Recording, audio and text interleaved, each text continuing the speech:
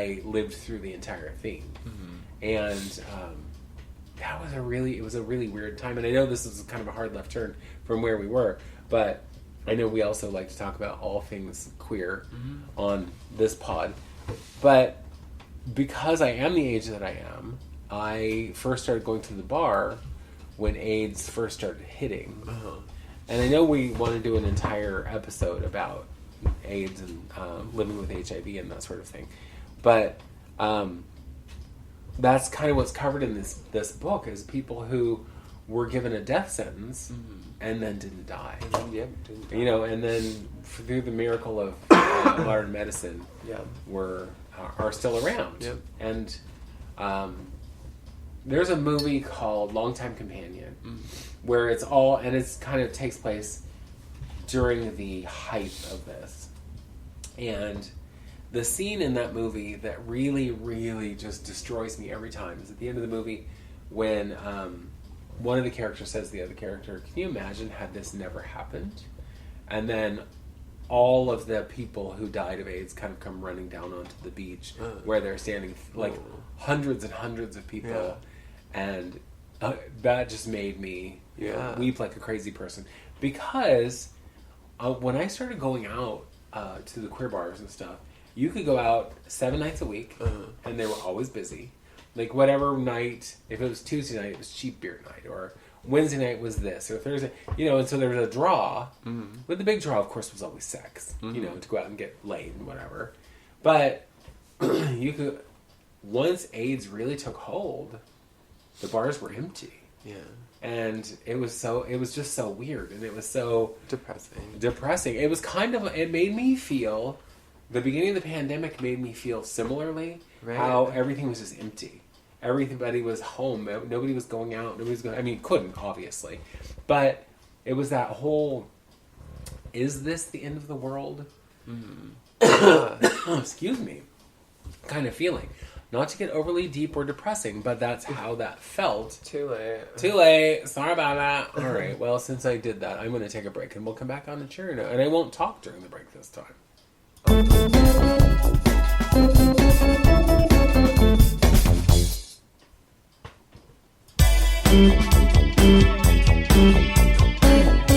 Somehow I managed not to talk in that 5 seconds. This is amazing. I know, what a world record. You hit it. I have been told my entire life that I do talk a lot.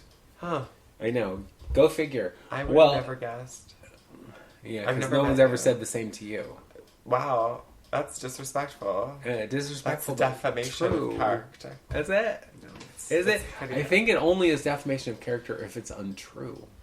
Listen, blah blah, legalities, I'm suing you. Oh, okay. Because, you know, we just not that long ago had our parent-teacher conferences.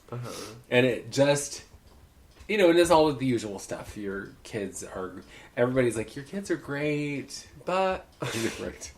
They don't say but. It's like, your kids are great. Now, here are some things they can work on. Here are the opportunities. It wasn't as friendly and, you know, supportive and lovely when I was a kid. My report cards, all of the student-teacher conferences, all of the things, it was always the same thing. It was smart, but lazy.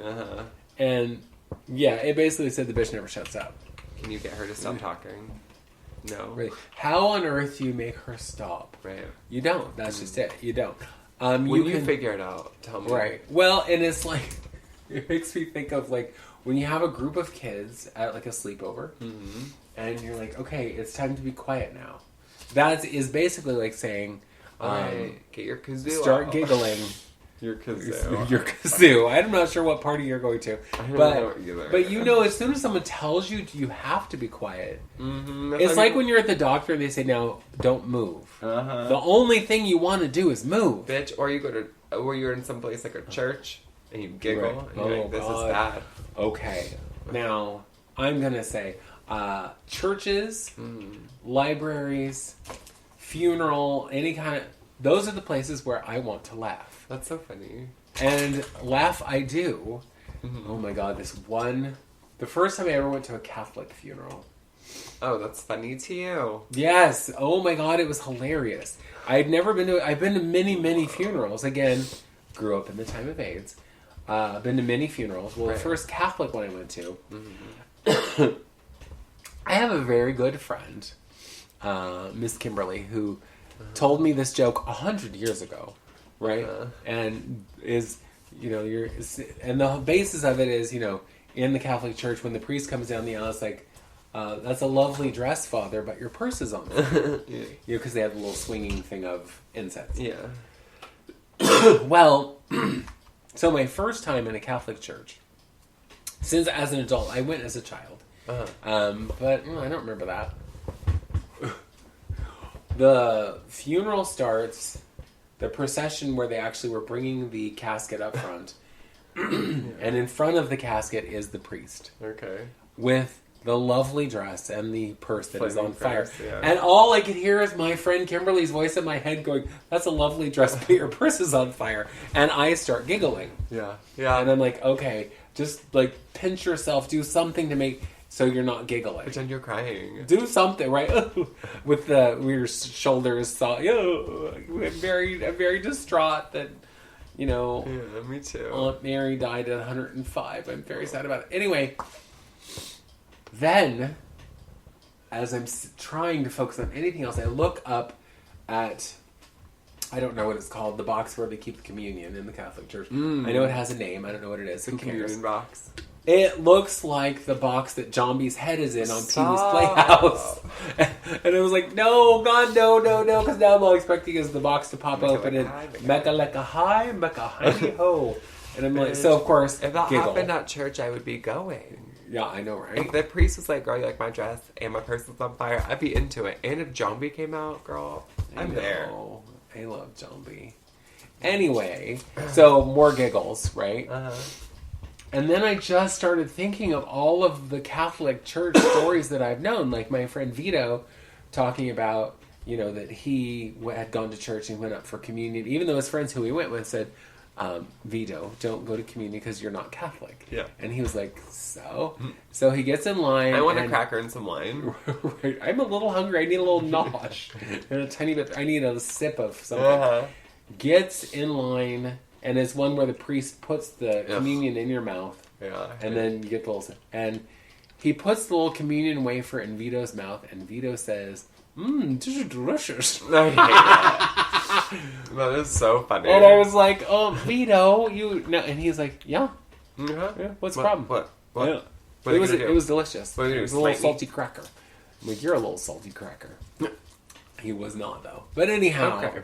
But so every story I'd ever heard is all flooding through my head. I'm laughing, and I'm trying to pass it off as I'm crying. But you know me. Once I start, there's no stopping it. Finally, I had to act like I was so distraught that I had to leave the church. And I took my hanky, put it to my face, acted like I was just weeping like a crazy bitch, and ran to the back of the church. Before you started to hyena laugh? Before that kicked in? Right. That's good. Yeah. And I made it out of the church Oh my God. just in time, burst out through the doors outside. I did not go to the cry room. No, I went all the way outside to the parking lot, and practically was rolling on the ground laughing. You're a bad person. I am a bad person. I'm glad you know that. Yeah. But something about church, funerals, I mean, it's because, of course, it's where you're not supposed to laugh. Right. And you're not supposed to see the humor in it. Well, this same funeral was for an old woman who died in her, I don't know, early hundreds. Right. She was old. Yeah. And she was old and frail and fragile for years. She was confined to a bed for years. She was disintegrating, and like, Grandma's healthy. Pretty much. Grandma looks great. And everybody's like so tragically sad that she died. I'm like, it's about time. I mean, come on, let her go on to the next whatever, because this couldn't have been fun. Let's alleviate some of those resources for the younger folks, shall we? If you've been to a Catholic service, it's like Catholic calisthenics, up, down, up, down. You're Girl, on your knees. kneel. You're on your, Yeah. you're standing up. You're on your knees. You're standing. Nope. Good Lord. I mean, I've been on my knees a lot in my life, but 20 times in a church service, that's too much. That's a lot, girl. You're not even getting paid for it. I know. So, last Catholic thing I went to was a Catholic wedding years ago with one of my ex-boyfriends. His family was Italian, so it was very Catholic. And I show up wearing, like, this, like, very fitted leopard top and a tight black pencil skirt. Which sounds right. Right. And my hair, I had just shaved my head on one side, so my hair was, like, very, obviously cropped on one side and very long on the other, and it was, like, jet black, and I had, like, I just looked like a Jezebel entering the place. And it was, like... I think it's cute you say you looked like a Jezebel. Right. And it was cute because it was, like... my ex's cousin's wedding or whatever. So they took family pictures at the end. And they took one of the entire family. And they're like, no, Annika, yeah, come up here. It'd be a good idea if you were in it. And I was like, okay. So they literally put me in the fucking center of, like, we're on risers and there's a billion Italians and then me in the center, 18 feet tall girl, looking like pale a whore. as a pearl, just like, hey, yeah, looking like a whore. And I'm like, now these are in your cousin's wedding pictures forever. And we haven't been together in... I'm sorry, but were I them, I would love that. Mm-hmm. That in the center of my picture is this 8-foot tall whore. Yeah, exactly. I love that. It's so funny. My first wedding, my sister showed up looking like she was in a fucking Madonna video. I love that. I'm like, where did you think you were going today? In her fingerless gloves, her bustier, her black... Is that not right? Or her... Can we not wear that to weddings? Her bolo tie, Oh. with those big rhinestone bolo tie, and a mini skirt, and fishnets. And I'm all... Is that not wedding attire? Maybe she was going directly from the church, because it was in a church. Directly from the church to the club, and she didn't have time to change. What time was your wedding at? Midnight? 1 in the afternoon. And so later when people look at who's the whore? And that's my sister. Yeah. I love she really had a big problem with appropriate dressing.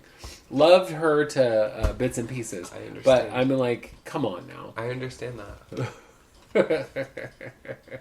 All right. So I'm going to take one more quick break and then I'm going to do my Tales from the Drag Praise Closet. be, I need to lay down. I know you do.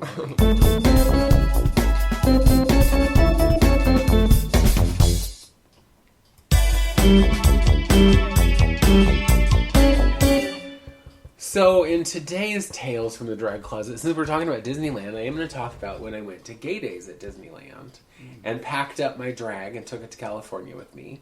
And the night, it was a Friday, Saturday, Sunday kind of thing.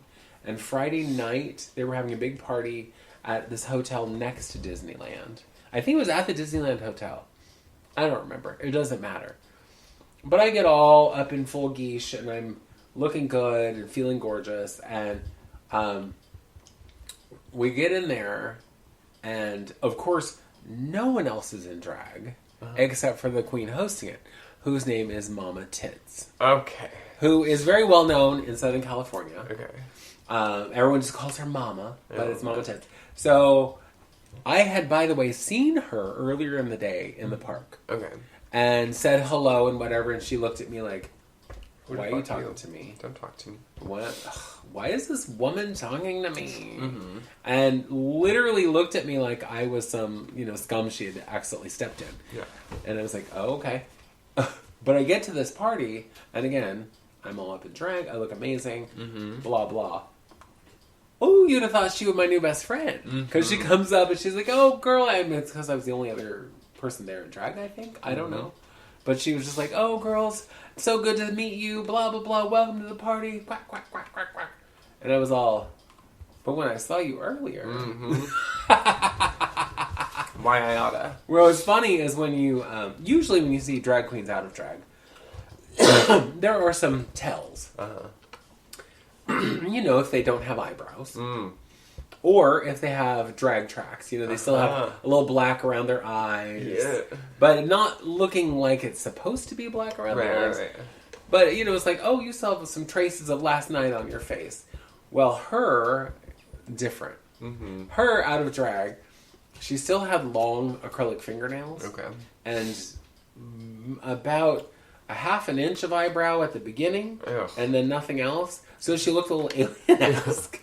I love that. But whatever. I mean, we spent 3 days in the park with tons of queer people. Had an amazing time. Where, and it's like, wore these red shirts that said... Gay Day. Did it say Gay Day? I thought it said Gay Day. And then there was a peace Mickey sign? Mouse because it was Gay Day peace sign. It was the second one. 2002?